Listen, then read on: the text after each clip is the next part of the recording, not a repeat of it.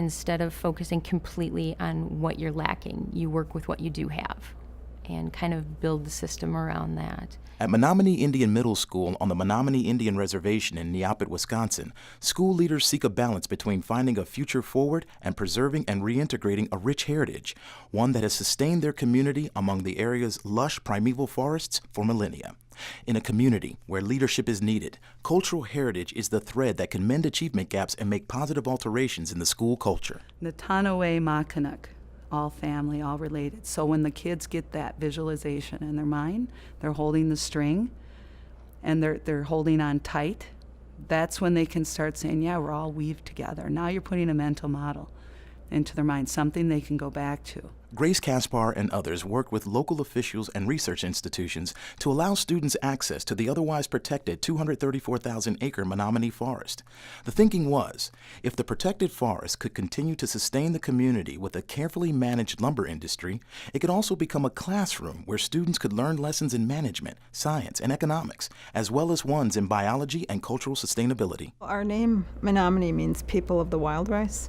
So wild rice is extremely important to our sustenance. When it's wild rice time in September, so when we start our school year, that whole month is wild ricing time.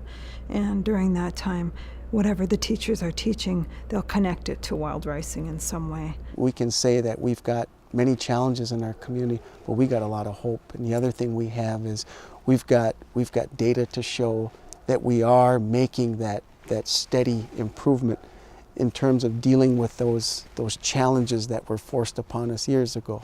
A teacher leader is someone who levels the playing field, making learning more accessible to all while still allowing students who are ready to advance to do so. I've got a first-year teacher on campus this year, and the first 3 or 4 days of school, they didn't do any math per se in his algebra classroom. If you walked in there, you would not see any math going on. He brought in cinder blocks and 2x4s and did kind of challenge activities, what a lot of people would call a team building activity. Given 3 or 4 cinder blocks and a couple 2x4s, the class had to get every member of their class from one side to the other, from point A to point B, using just these tools without touching the ground. Well, that's not math per se, but developing that foundation of kids communicating with each other, working with each other, solving problems together, that's what we want out of kids. Okay, that's what employers want, that's what parents want, that's what colleges want, that's the kids' future. It's what students and teacher leaders learn along the way that often offers solutions to the lessons at hand.